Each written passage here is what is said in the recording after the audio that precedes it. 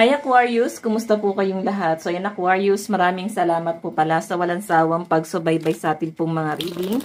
And kung ikaw ay bago pa lang sa ating channel, mag-subscribe na po kayo. Then i-click mo na rin yung ating notification bell para lagi kang updated sa ating mga bagong upload. And guys, sa mga interested naman po sa ating private reading ay nasa description box below lang po yung link. Ayan, message lang po kayo. Okay, so tignan natin guys, ganap sa inyo sa taong 2026, ano yung mga kaganapan pagdating sa kaperahan and sa love life mo, no? Kung paano mo i-handle ang inyong financial and kung ano ba yung swerteng paparating.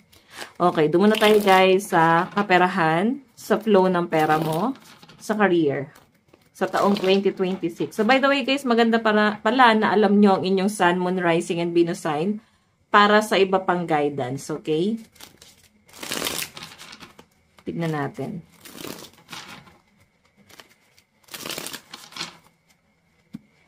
Aquarius, Sun, Moon, Rising, and Venus sign.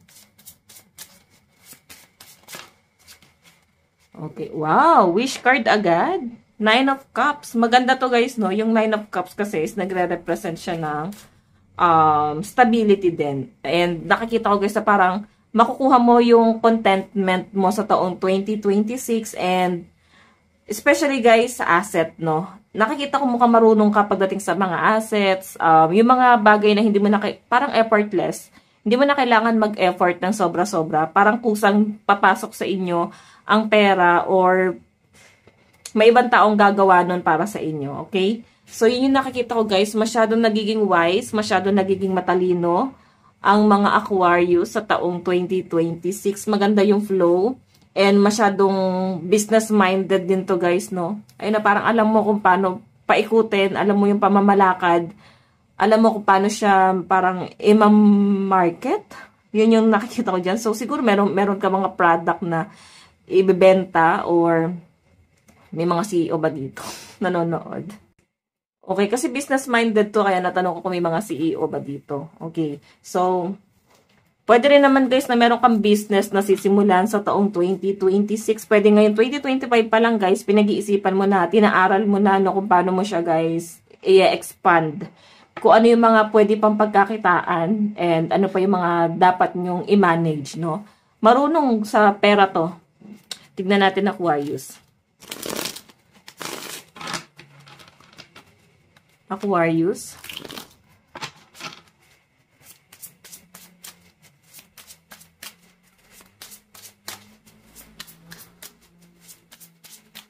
Aquarius, Sun, Moon, Rising, and Venus sign. Meron tayong Emperor. Si Emperor, ayan. Actually guys, itong si Emperor, ano to masyadong controlling. Alam niya yung ginagawa niya, hindi mo siya kailangang sabihan. Alam niya yung ginagawa niya and powerful, pero guys, friendly, no? Ibig sabihin, pwede magkakaroon ka ng expansion pagdating sa mga kaibigan, sa mga bagong connection, bagong kaibigan, maganda. I think malayo pang mararating ng mga Aquarius. More on pag-explore yung energy mo sa taong 2026, lalo na pagdating sa pera. Mukhang isa kayo sa mga swerte sa taong 2026 Aquarius. Ang problema lang dito guys, ang kailangan mo daw kontrolin is yung emosyon mo, no? Kung paano mo i-handle yung mga client and customer mo. Kasi yung emosyon mo masyadong nadadala ka. Oo. So, nagiging, ano siya, ang nangyayari guys, parang, nagiging mainitin ng ulo. Okay. So, may anger issue ka sa taong 2026 pagdating sa career mo. Alam naman natin guys, ay alam yan guys ng mga nagbi-business, kung paano mag-control ng client, customer. May mga client na mahirap unawain, nandun na lahat ng description, magtatanong pa, na parang hindi marunong magbasa. May mga ganon, tawag dun guys. Nakalimutan ko na. So, ayan. Habaan nyo lang guys yung pasensya nyo hanggat maaari guys. Dapat alam mo kung paano mo i-entertain, kung paano mo ibabalance. Ganon talaga. Okay? Maging friendly ka lang. Actually, may nakikita ko sa energy mo. Nakakatakot daw kasi Emperor. Pero ito kasi guys, alam niya rin yung ginagawa. Pero sa totoo guys, si Emperor friendly yan. Okay?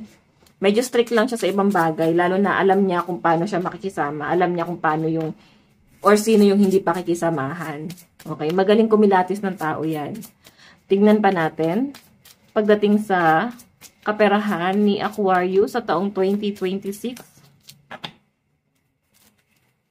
Aquarius, Sun, Moon, Rising, and Venus Sign.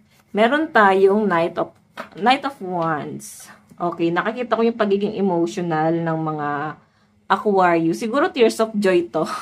Kasi dito pa lang sa unang bagsak ng card natin, sobrang ganda na. Okay, so I think tears of joy or sobrang natutuwa kayo sa ganda ng progress ng flow ng inyong kaperahan sa taong 2026 since Knight of Wands to. May mga bagay lang na siguro mabilis ka manawa, may mga frustration, medyo impulsive, hindi marunong mag-manage ng pera. So, I think may mga mami-mismanage ka dito. I think sa mga business or yung mamismanage mo is baka dahil sa dami ng pumapasok na kliyente or customer, parang kailangan mo na ng expansion. Once na nag-expand ang business mo, kailangan mo na ng mga tauhan. Kasi isa lang kayo. Hindi kaya na ng isang katawan, guys. Kailangan mo ng partner. So, dito na nga papasok yung energy ni Emperor. Okay? Ang ganda nito, guys. May biglang yaman, no? May biglang yayaman sa mga Aquarius sa taong 2026. Okay. Claim it na natin to, guys, para ma-manifest na natin, no, yung energy. So, by the way, meron tayong, diba? Si Empress, guys, is abundance. Ang ganda nito. Ang ganda nito. Kumbaga, nag-uumapaw and may mga pag-explore. May pregnancy din ako nakikita dito, guys. So, isa yun sa mga blessing, no? Sa totoo lang, guys, no? May mga buntis na swerte. Nakakaiyak lang yung mga buntis na parang masyado nila, guys, normalize na pag minamalas sila, baka malas yung buntis na kasama nila sa bahay. May mga ganong, guys, iwasan na natin yun. Hindi nakakatuwa yung mga ganyang biro. May mga ganong klase ng tao, ganon yung mga mindset nila, no? Hindi nila nilalawakan. Parang binibase nila dun sa buntis. So, pag sinaswerte, natutuwa sila, ay, swerte talaga yung buntis. Pero pag minamalas, siya pa rin yung biniblame. Pero ayan, guys, may nakikita ko ditong pregnancy. May nakikita rin ako, guys, abundance. Since, money reading dito pa sa unang bagsak ng card natin. Pero may nakikita ko, guys, parang uulanin ng swerte. Ayan, no?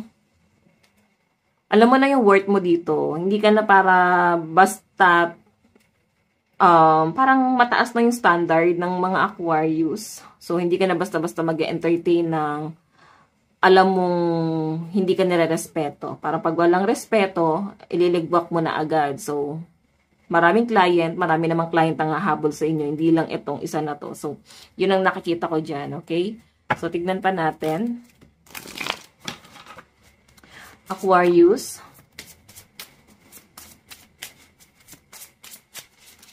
Meron tayong the world, travel abroad, no? Siguro iba sa inyo pwedeng may travel or baka mag-out of town or pwede naman yung iba sa inyo baka kasi may pag-change ng career or may opportunity abroad. May nakikita rin ako, guys, hingi ng tawad sa inyo sa celebration. So, siguro merong magaganap na gathering, birthday. May nakikita ko dito na parang may hingi ng tawad, may lalapit sa inyo, may nagigilty. So, kung meron man kayo, guys, nakalaban, nakaalitan, nakasamaan ng loob, and siguro hindi na kayo parang magtanim pa ng sama ng loob doon sa taong yon. Nakikita ko, guys, na parang napatawad mo na. Okay? Parang nakikita ko dito, Aquarius, na wala na sa inyo yon. And yun nga lang, guys, parang hanggang dito na lang yung limit, no? Hindi porke pinatawad na is parang papasukin ulit sa buhay. Nagpatawad pero para yun sa peace of mind, no? So, may kapatawaran ako nakikita rito. May magre-reach out. May magsusumamo. Okay, so titignan naman natin, guys, pagdating naman sa love life mo. Okay, tignan pa natin. So, ito kasi, guys, possible na may pa out of town or baka may travel na maganap. Biyahe. Or yung iba sa inyo, guys, pwedeng, kung hindi man to sa business, parang ang daming opportunity darating sa inyo ngayong 2026, especially sa trabaho, kung may plano kayo trabaho abroad or kung sa malayong lugar kayo, pwedeng merong opportunity na magbibigay sa inyo. Dito lang din naman sa Pilipinas. Yung iba naman dito guys, possible na mapopromote. Maganda kasi yung pasok ng pera, yan no. And sa career. Tignan naman natin pagdating sa love life mo. Aquarius.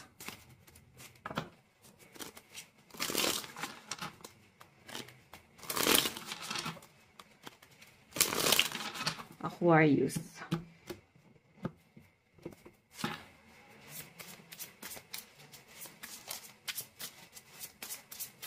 Aquarius, Sun, Moon, Rising, and Venus sign. Spirit guide. Meron tayong 8 of Cups. Pagdating sa love life mo, yan, meron ditong someone na nagre-reminisce, no? Kumbaga parang inaalala niya yung mga nakaraan nyo. Hanggang ngayon, guys, is nag-hold back pa rin tong taong to. Nandun sa point na hindi kanya kayang talikuran. Iniisip niya yung mga bagay na parang pinabayaan niya or mga bagay na parang hinayaan kanyang mag-isa. Okay, siguro nabando na ka o pinabayaan ka. Tingnan pa natin Aquarius.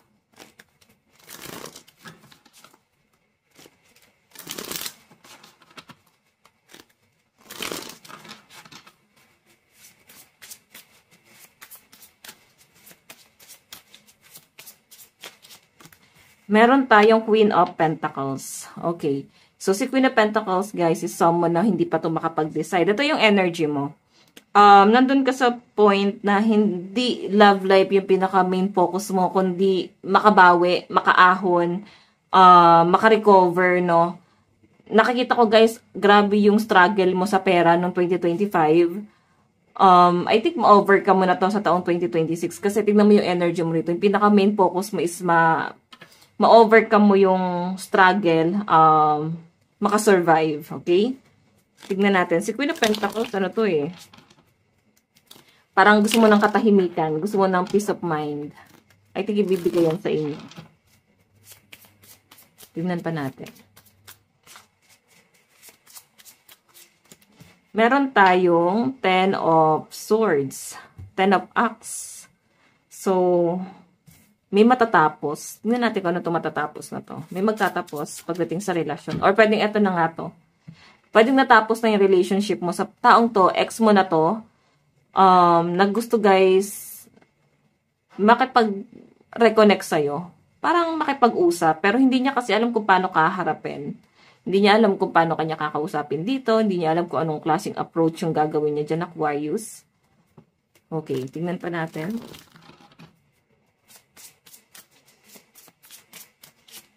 Meron tayong the High Beatrice. The High Priestess. Okay, malakas yung pakiramdam mo. Okay, kumbaga nararamdaman mo tong taong to and sa lakas ng pakiramdam mo, possible na na-manifest mo siya. Kung bakit siya guys ngayon nagigilty, kung bakit ngayon parang napangihinaan siya ng loob, parang dumadanas siya ngayon ng karma, 10 of Swords. Ando sa point na tinanggap mo na kung ano yung sitwasyon yung dalawa. Tinanggap mo na parang hanggang doon na lang kayo. Tinanggap mo na parang ito na lang yung kahihinatnan yung dalawa. Ang problema lang dito guys, kung kailan tinanggap mo, nandun na sa point na parang may nabubuong guilty sa taong to, no? Kung kailan tinanggap mo na, yes, parang may nag-expect pa dito. Pero mas malinaw kasi pinapakita sa akin guys na pera yung pinaka-main focus mo. Kung kailan tinanggap mo na, saka siya natitempt bumalik. Pero wala pa akong guys nakikitang parang action na gagawin siya rito. More on, nakakonsent siya sa taong 2026. Tingnan pa natin. Aquarius.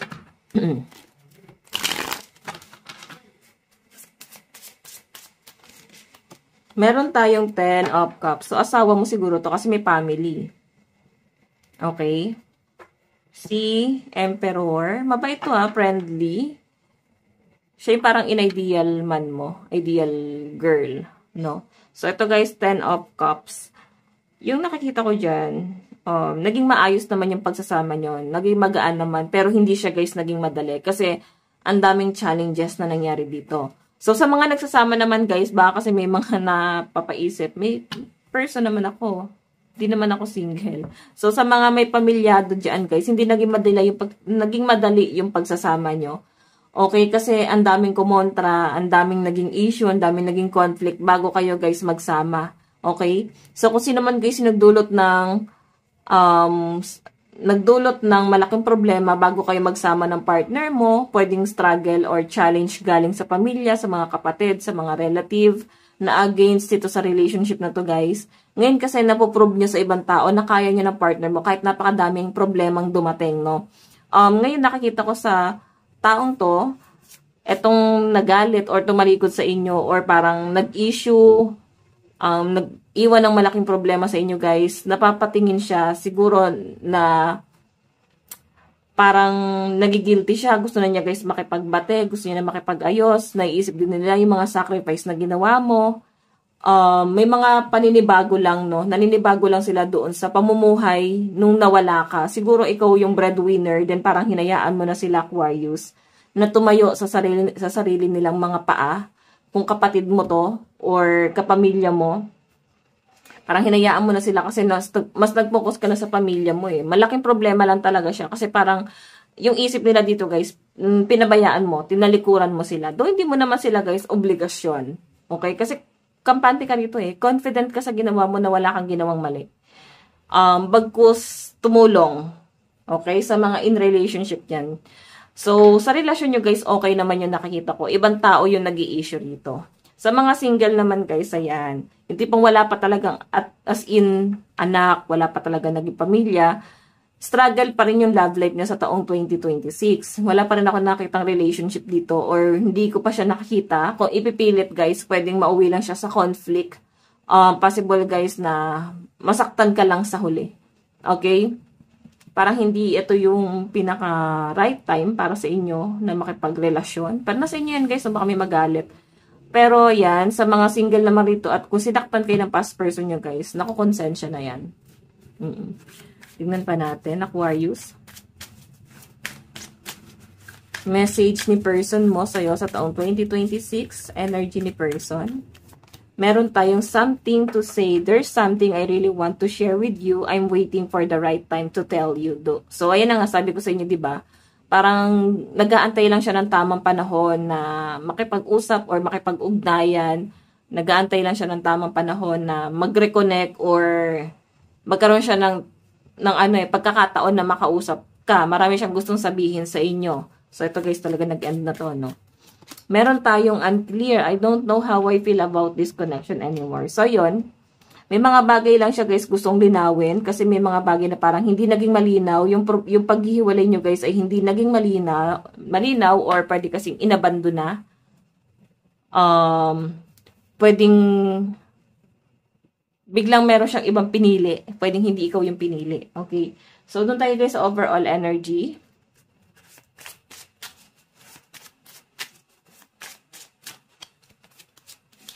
Advice para sa'yo sa overall energy, spirit guide. Meron tayong discovering truth. You stand in the light of truth. Okay. So guys, yung nakikita ko dito, you stand in the light of truth. Parang, meron ka pang madidiscover. Hindi ka para dyan lang, no? Kung sa tingin mo is na-achieve mo na lahat, guys, magkakaroon talaga ng malaking expansion sa inyo. Tignan mo, magkakaroon ka guys ng originality eh. Hindi ka susunod sa yapak ng iba kasi parang meron kang i-break. I think dun sa shadow ng family mo na parang ito yung ina-ideal nila na parang susundan mo yung yapak nila or magiging ganito ka rin. Pero ikaw guys, parang meron ka sariling buhay, meron ka sariling direksyon na parang ipapollow mo. Okay? So guys, ito lang po ang inyong reading. Again, maraming salamat. God bless and love you all. Bye-bye!